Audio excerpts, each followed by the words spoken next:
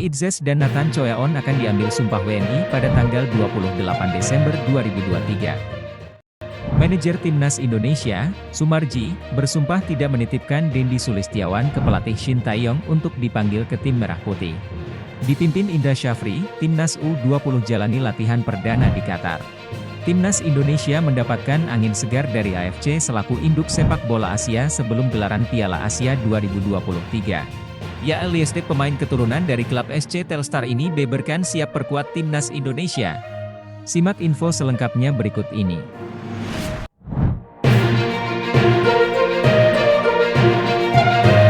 Jay Itzes dan Nathan Choyaon sudah mendapat jadwal pengambilan sumpah menjadi warga negara Indonesia, WNI. Hal ini akan terlaksana pada 28 Desember 2023, berkas naturalisasi keduanya memang sudah beres sejak lama, tepatnya pada 5 Desember setelah mendapat persetujuan dalam rapat paripurna DPR RI sehingga keduanya tinggal diambil sumpahnya untuk menjadi WNI.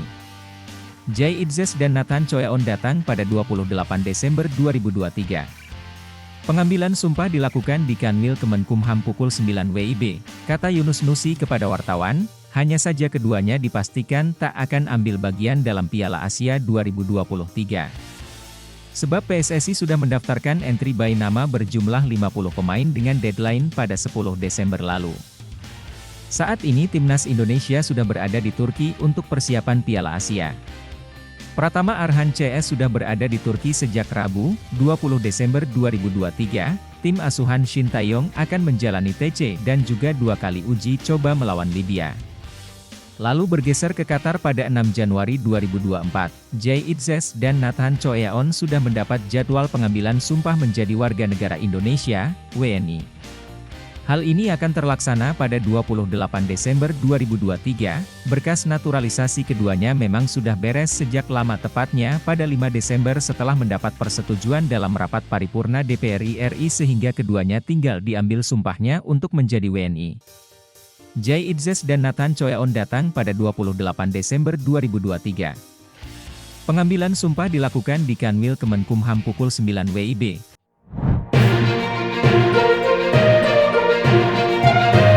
Manajer Timnas Indonesia, Sumarji, bersumpah tidak menitipkan Dendi Sulistiawan ke pelatih Shin Tae-yong untuk dipanggil ke tim Merah Putih. Menurut Sumarji, isu yang tidak benar ini membuatnya sulit tidur.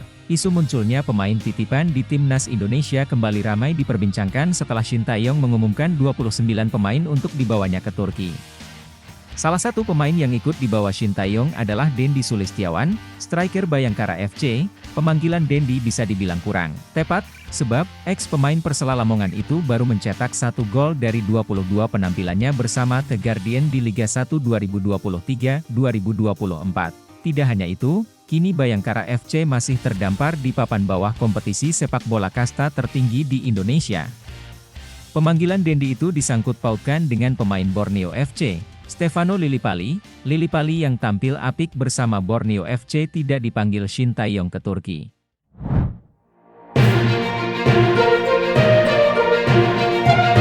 Timnas Indonesia U20 juga menggelar pemusatan latihan, TC, luar negeri, di Qatar.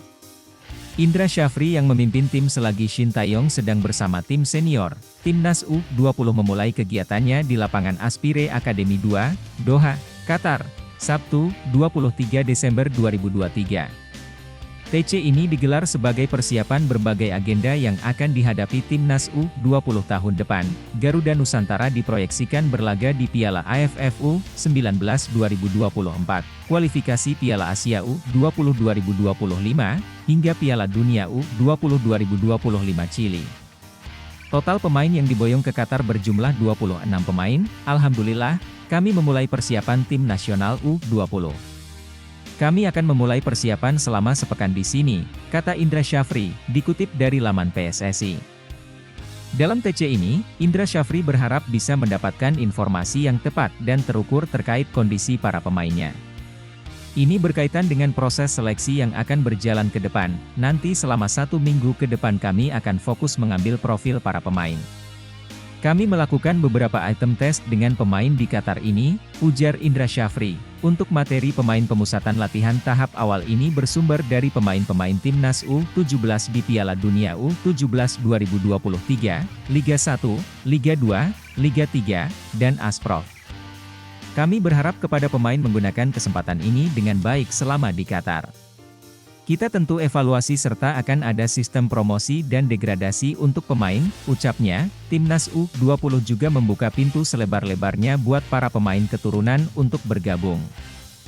Syaratnya satu, yakni memang memenuhi kriteria yang dibutuhkan Timnas U20, yang bagus kualitasnya, dia keturunan dan mau bermain untuk Indonesia tapi belum memiliki kewarganegaraan Indonesia. Kami juga akan mengajukan ke PSSI untuk bisa menjadi bagian dari Timnas Indonesia, tutur Indra Syafri.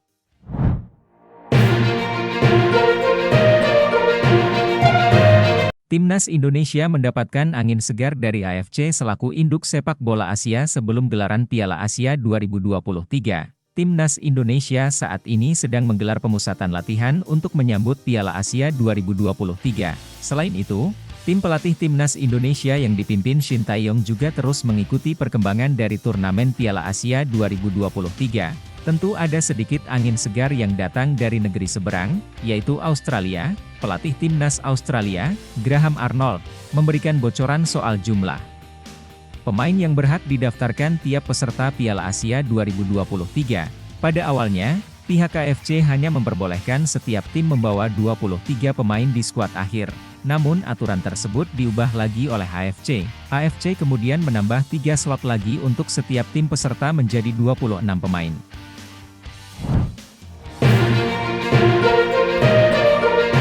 Profil Elias Dek, pemain keturunan yang siap perkuat Timnas Indonesia asuhan Shin Tae-yong, pesepak bola milik klub Liga 2 Belanda, SC Telstar, ini baru saja melakukan wawancara eksklusif dengan YouTuber yang biasa membahas pemain keturunan, Yusa Nugraha.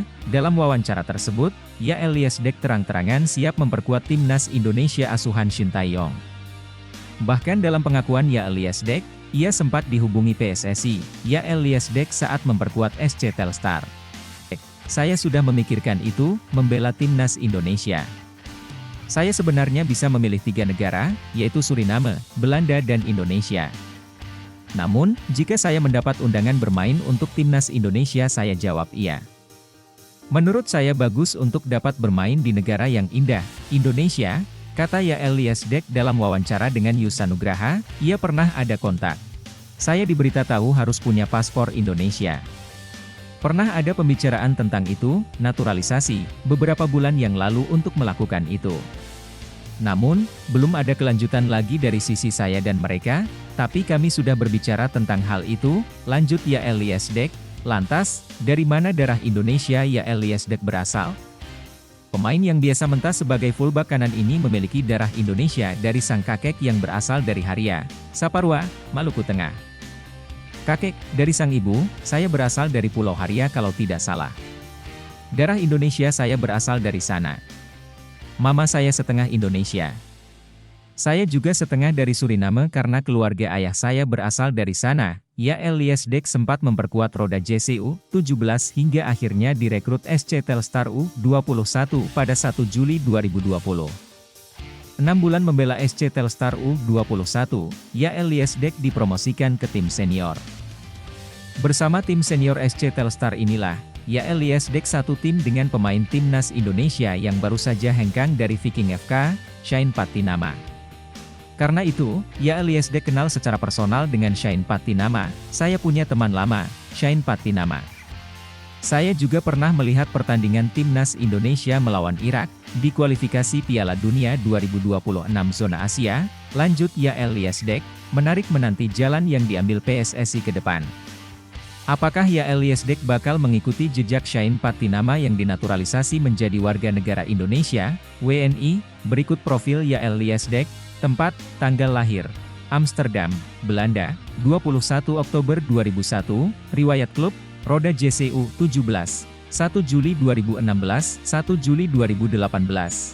Hollandia U19, 1 Juli 2018, 1 Juli 2019, Volleyballers Y, 1 Juli 2019, 1 Juli 2020, SC Telstar U21, 1 Juli 2020, 31 Desember 2020, SC Telstar, 1 Januari 2021, sekarang. Jangan lupa like, komen dan subscribe agar tidak ketinggalan update dari kami, Lokal Football.